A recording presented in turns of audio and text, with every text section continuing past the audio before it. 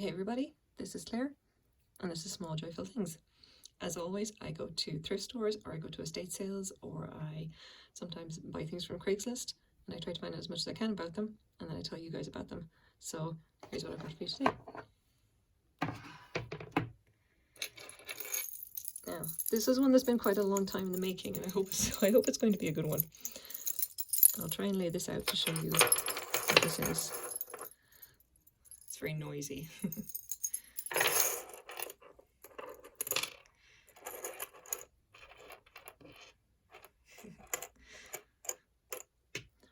Okay, so what we have here is it's a kind of a charm bracelet made out of coins. This is a traveling coin bracelet.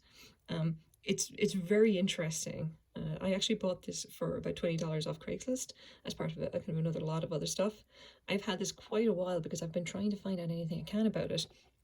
It has been exceptionally difficult, unfortunately, despite the fact that coins are fairly identifiable, or at least you'd hope they would be.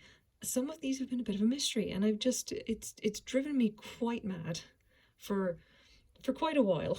So I finally managed to find out some more stuff, and I hope it's worthwhile now. So first of all, just to give you an idea of how big this is, the bracelet itself is about 7 inches long. Okay, so what the story of this is that I bought this from a woman who was basically getting rid of a whole bunch of stuff. And the story that she gave me about this is that it was something that was compiled by her mother. Her mother did a lot of traveling in the 1950s. And when she actually went out, obviously around the world, she would pick up a coin or you know, a little keepsake from all of these different countries. And then obviously put them back and put them onto the bracelet. And I thought that was a fabulous, fabulous thing. I thought it was an amazing thing. Like, can you imagine that? Like, just like what a way to commemorate your travels of taking a coin from all of these different countries, which was great. So I hope I can show you some of what she's got. Now, let's just start at the start, I think. Turn that around. Now you see where it says Pont Maxe Pius, the Vatican, 1951. So there you go. Vatican lira, that's just a coin, it's 1951. Then we have, there we go. République Française, this is French francs. And I've actually been to, I was in France and we used to go to France on holiday when I was very young, and I actually remember using French francs back before the euro, before they were a thing. This is another French franc piece. It's 20 francs. Now, this is Canada. Now, this one is really interesting, and this is the one that gave me the most trouble, I think, over the last few months that I've actually had this. This is Bank of Upper Canada. You see here it says 1854. And it says bank token 1/2 penny. Now, this is this would have been a real coin, but the problem is that this is normally made out of copper. And this one is obviously not made out of copper. This is made out of something else. My best guess is that it's made out of silver. And I ended up asking on a coin collectors forum, which, by the way, was absolutely hilarious because they were very, very angry at me.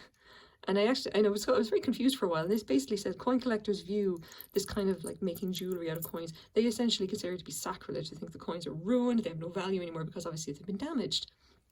And I ended up making a tiny little cut to see if it actually was silver, and they said they thought it was, I basically committed the biggest mortal sin. They thought I was terrible. Basically what they said is that, look, these have no value to actual coin collectors because, you know, the coins are considered to be damaged. You know, they're considered to be worthless now. It's basically, the value in this is because it's of the story. It's what it actually has become, the piece of jewelry. Obviously, they're commemorating someone's travels. So anyway, this particular coin would normally be in copper. This is actually a recast. This is like somebody took the original coin, took a cast of it, and then recast it in another metal. In this case, it is probably silver. I honestly don't know. I can't tell. I'm still trying to get a silver testing kit so I can actually find out. But this is not an original coin, and you can see that it's just kind of a bit fuzzy, and there's marks on it and everything, which means it's not a clean strike, which is obviously what you want for a coin. Anyway, that one was kind of fun. That took me quite a while to figure out. So this one, we have the Netherlands. And you can see that that's almost almost impossible to read. I think it's pfennigs of some kind. Now, here we have the first one. I ended up looking this up, this Balboa. I thought for a while that this was Italy. It turns out it's not. This is a commemorative medal from Panama. And I believe there is actually, no, there's only one of those. So yeah, this woman was definitely in Panama at some point, and you can see that this is not actually a coin. It's got an actual little, it's got the little hook there, so that actually should be, you know, part of the. It's actually like it's designed to be a little souvenir. Move on. Here's another one. Deutsche Lander Pfennig. So this is, yeah. So that's Pfennig. That's from Germany. Keep going as well. Now there's a couple of coins like this, and this is very interesting. Republic to Cuba. Now, if I get the 1953, Sanitary Marti, yeah, this is celebrating the centennial or whatever of the Republic of Cuba, and this is prior to it becoming like what it is now, obviously, which is, you know, the communist state. And I think there's two coins here that can't. It's hard to read, unfortunately. 20, yeah, there you go, 25 centimes. Okay, so this is the other one. Patria y Libertad. Republic de Cuba, Cuarentena Centavos. So that's like 100 centimes or whatever. Now there's another one, Republic Deutschland, is again Pfennigs. And then we have these two. There's two actually quite the same, and these are commemorative medals from France of the kind of thing. They show the obviously Napoleon, and there's two different ones. She must have liked France quite a bit to get two of them. But yeah, these are the same things. These are actual. These aren't coins. These are actual. It's like souvenir medals. And then at the very end, 1958, there is Republic, another tiny little Cuban coin. So there you go. And this is an incredibly interesting little thing. She definitely got around quite a lot. As for the actual chain itself, you can see here, sort of. Now the chain, I'm afraid, is also a mystery. I need to test and see if it is silver of some kind.